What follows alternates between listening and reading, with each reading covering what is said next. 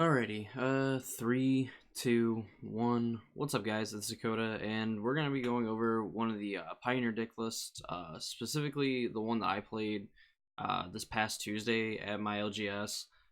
To I think it was fourth place. We had like 9 people, so I think it was like fourth place, 2-2 record. Not obviously what we'd want. We'd obviously want to go 4-0, but I was pretty happy overall with the list that I played. The user submitted deck by Nico Van. This is like I would say like pretty old. Like I want to say that I've been like playtesting it and things like that for about a week.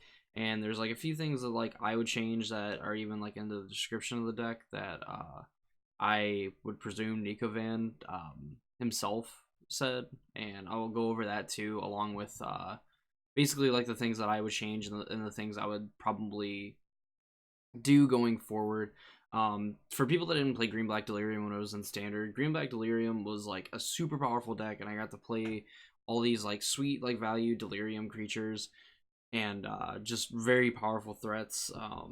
Liliana the Last Hope was like a really just powerful planeswalker. Grimflayer was a like Tarmogoyf comparisons, being a 2 mana 2/2, and then when you had 4 more card types, it was a 4/4 with trample.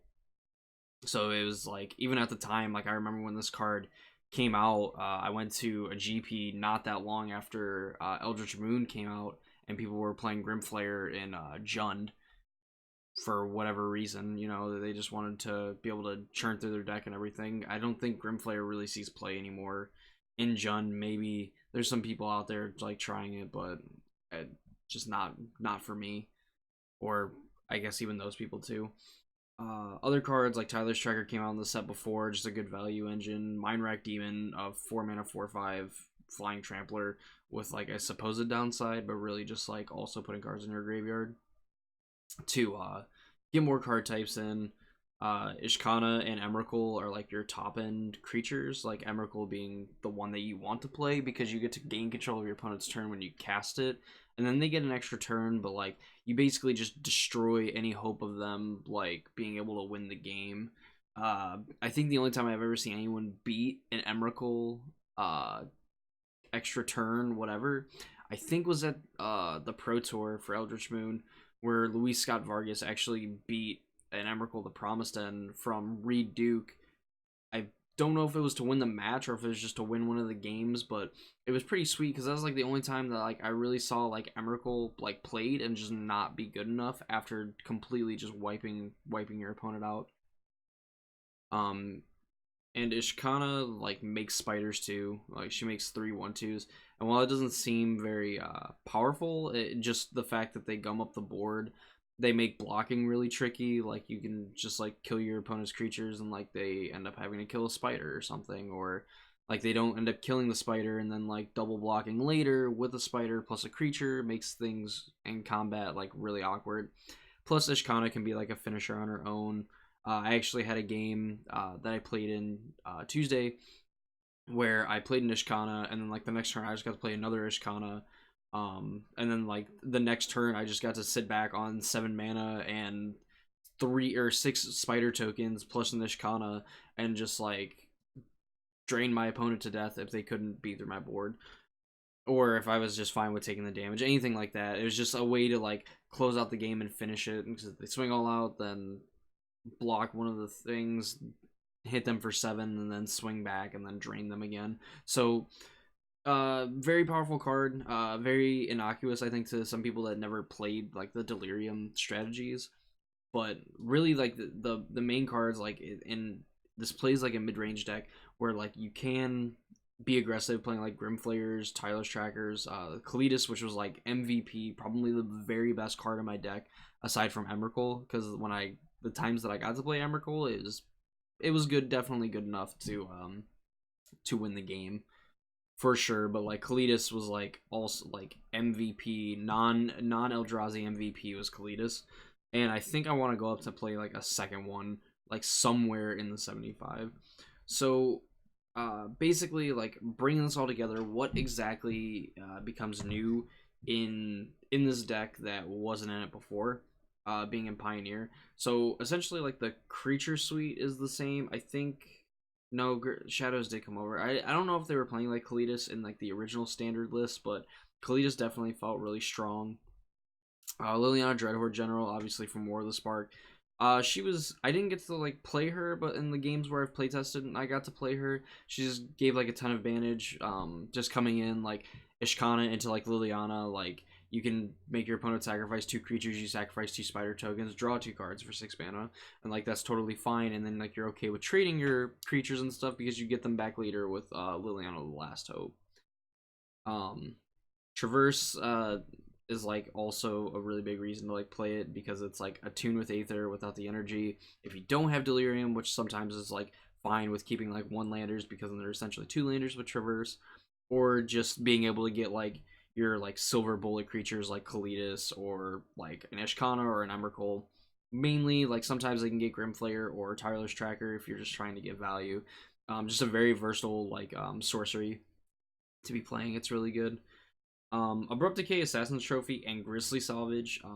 The spot that Grizzly Salvage is taking is Grapple with the Past, and at the bottom here, I'll read the description once we go through the deck completely, and I eventually make it through the deck.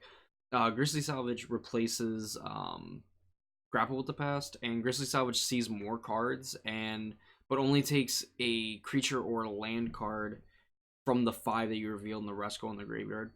So, where's this good? Where's this bad? Grizzly Salvage like plays around like graveyard hate, like if your opponent plays a Leyline of the Void, or they play like a Tormod's Crypt or whatever. Um, Grizzly Salvage like just sees more cards, puts more cards in the graveyard, and gets around graveyard hate. Where if Grapple with the Past with a Leyline in play, you would mill those cards, they would get exiled, and then you won't get the choice of like a creature or a land card. That being said, how many times I actually came up? There was actually one important interaction. It was like the very last match I played where my opponent had a Leyline and Grizzly Salvage found me Kalitas. Um, and with Grapple, that wouldn't have been able to happen. And while that was relevant, all the other times, like it just really was not relevant information or just relevant anything.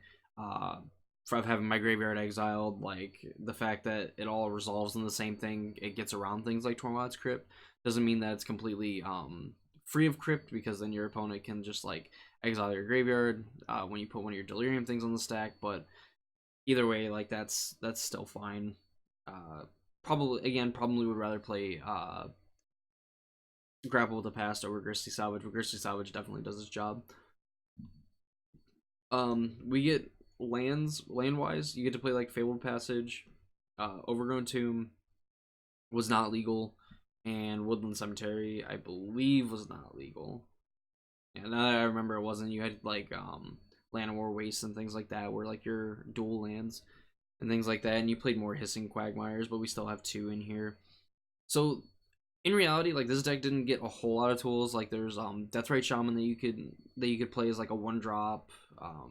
I don't think it's all that great. Like it's not going to like really accelerate you until later in the games when you play like Grizzly Salvage or Grapple with the Past, or like get hits with like a Grimflayer, things like that, or Crack Vessel and Nascency, which is like also an insane card because a lot of the time that card just like ends up getting you instant Delirium plus being able to pick up a creature, or making sure that you hit like your 3rd or 4th land drop with it. So like that's pretty cool. Sideboard. For this, instead of the Leyline of the Void, I played Tormod's Crypt, and the reason why for Tormod's Crypt over Leyline of the Void, I think if you can get Leyline of the Void, you should probably play it. The reason for playing Tormod's Crypt is because it's a artifact that we can sideboard in, so we can actually get 7 card types in the graveyard instead of 6, which you can only get 6 in the main deck pre-board games, post-board games, like playing things like Pithing Needle. If you end up playing it, or like Tormod's Crypt, like it is in theory an artifact and something that like you can hit with Vessel of Nascency. You can also hit Leyline with Vessel of Nascency, but like you want to be playing like Kalitas or Mindwrack Demon on turn 4. You don't want to be playing a Leyline of the Void if your graveyard opponent's already starting to go off.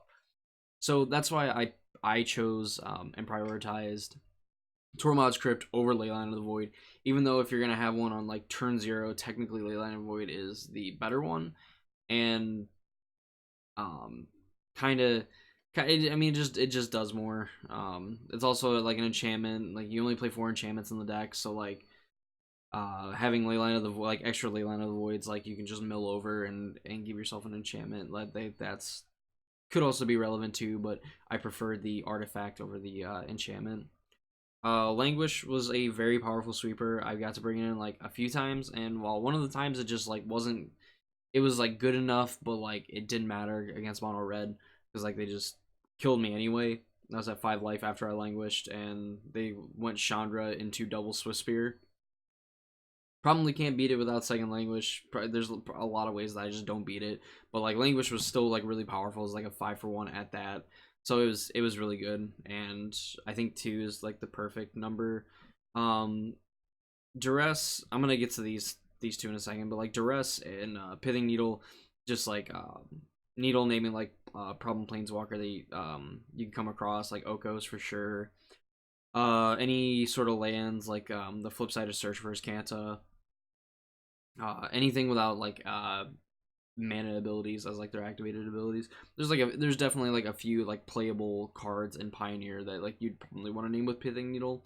It just depends to you or whoever you're playing against, like if it's really worth like taking out some of your like more delirium, like impactful delirium cards for cards like Pithing Needle. But still a good sideboard card, nonetheless. And even if it's sometimes it might feel like it's niche, it's probably pretty good when it comes in. Duress, a card that you normally just bring in against like the control matchups or in a like combo based matchups. Just very powerful. Like you could play Thoughtseize here, but Duress you like 99% of the time, or 99% of the time Thoughtseize just ends up taking like a non-creature spell if you're bringing it in. Could find a home in the main board. Shuffling around some numbers. I'm definitely going to be like tweaking and toying around with Delirium for the foreseeable future, as long as Pioneer is a good format and everything seems healthy and you can play a fair deck in the format. But Duress, totally fine card, pretty good nonetheless. And Murderous Rider, Reclamation Sage. Uh, you could probably find a place for Murderous Rider in the main, just because it can be like a one-of tutor target for Traverse the Ulvenwald, and definitely the times where like I kind of underestimated Murderous Rider, like bringing it in for sure, but just the fact that yeah, like you can just traverse the Ulvenwald for Murderous Rider and even like Reclamation Sage and things like that to deal with Leyline of the Void and other like graveyard or enchantment or artifact like Graveyard Hate. Reclamation Sage is a good card to have. Also, kind of reason like why we play like Assassin's Trophy, Abrupt Decay. Also, pretty good cards. But the fact that Reclamation Sage is like tutorable and like you could just like kind of get your opponent with it. And sometimes like it's Reclamation Sage is just it's a good card. Murderous Rider for sure.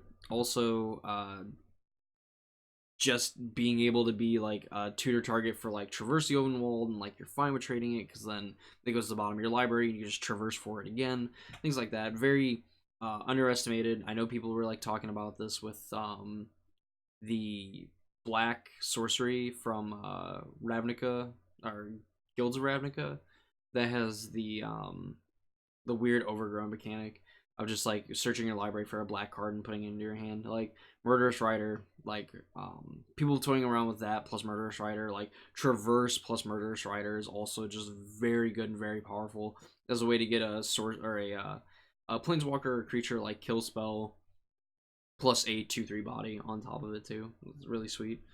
Um, so after going all that and explaining essentially like my experience with all these cards and things like that, the description for the deck, it is a pretty stock Delirium list. Again, like a lot of the new cards that we went over is like the one of Liliana Dreadhorde General, the Assassin's Trophy, Abrupt Decay, Grizzly Salvage, which again the Grizzly Salvage should probably just be Grapple with the Past, and then some of the upgrades to the mana base and obviously the sideboard cards as well. Um, Aside from that, just very stock sideboard. Scavenging is Deathray Shaman both in the format, so it might be impossible to consistently beat less graveyard dependent green blacklist. Given how powerful both of those cards are, I will not pull the trigger on this deck at all until we see what the meta develops.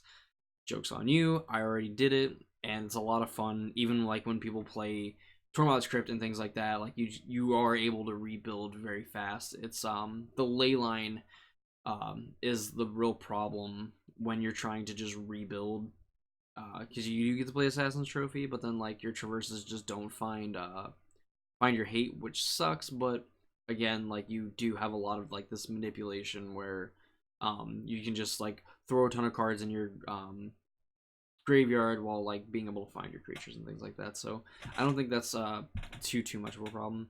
If Emrakul gets banned again, this will lose very strongly against Sphinx's Rev Control. Otherwise, it's basically a buy game 1, and then we have to find answers for Rip post board. I don't see Emrakul getting banned. Hopefully, I don't. Like it is very powerful, but like there's just a ton of like good removal. Like Detention Sphere is like a really good one for like the blue white decks. Like technically Settle the Wreckage does get it. Settle the Wreckage like an undervalued card. The Wraths, things like that. Just all good cards against like Emrakul. So I think Emrakul is fine to stay in the format. Depending how degenerate the format is, we can try to run Thoughtseize main, but otherwise I'd rather just have Duress in the sideboard. For the control and combo matchups, Abrupt Decay and Trophy should be enough main board, catch all answers, and then Copycat, Marvel, and others get hit by Duress and Needle post board.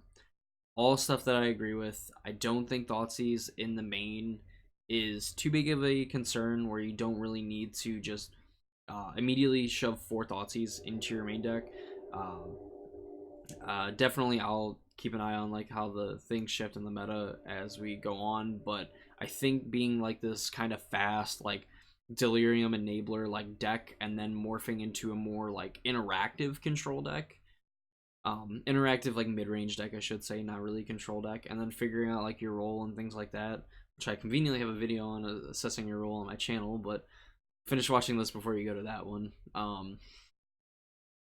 You can be less interactive, I think, game 1s, because there's not a very good chance that your opponent is playing Graveyard Hate, and then you can be more proactive on the on their Graveyard Hate in the post board games, and for the sake of like keeping consistency with the Delirium plan game 1, and then game 2 like you can lean less heavily on the Delirium game plan itself, while also being able to have answers to then use whatever Delirium payoff cards you have left.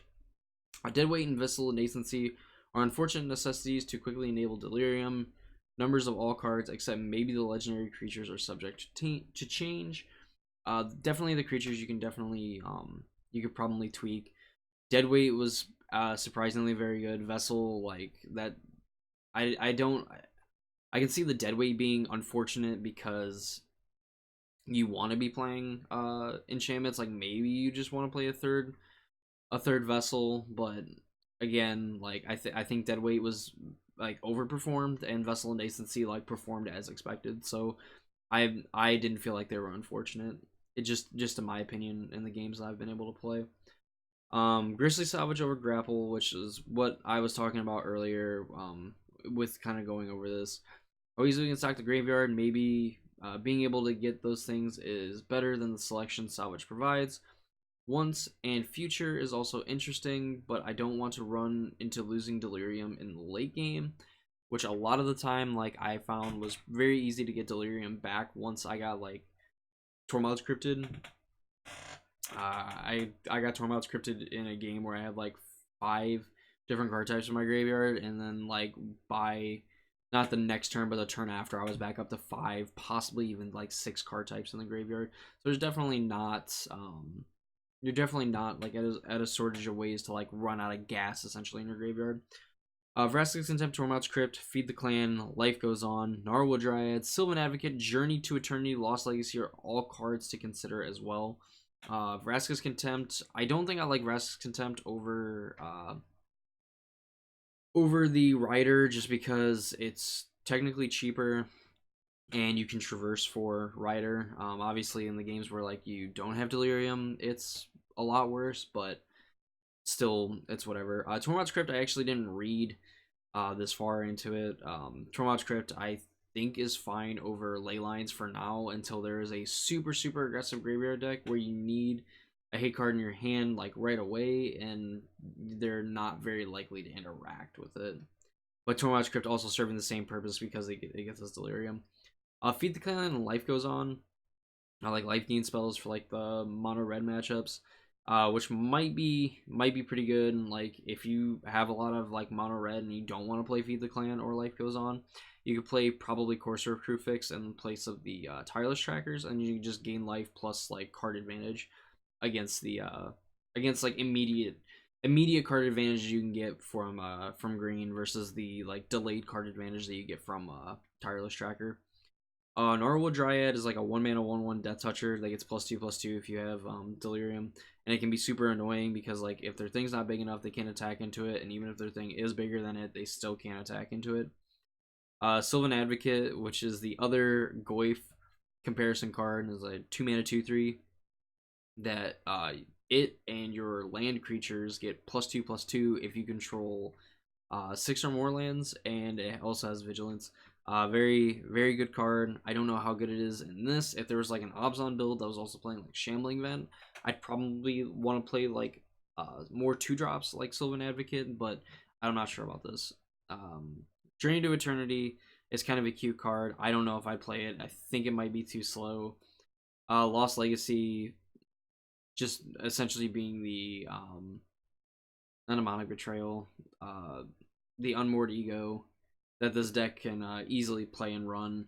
The cards I would probably really consider in all this, like Tormod's Crypts, Feed the Clan / Life Goes On, and possibly the Sylvan Advocate and Gnarlwood Dryad if you're trying to be more aggressive in the post-board games. But I think pre-board games, like I think this 60 is just a fine place to start and like work out numbers and figure out what your meta looks like.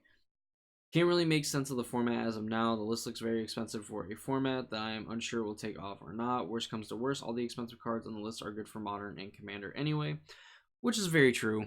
A lot of these cards are just like very good and very powerful cards, and the cards that you probably want to be playing in this deck, you're probably going to pick up for those formats anyway, so you might as well so you can just like have them transition to Pioneer as well.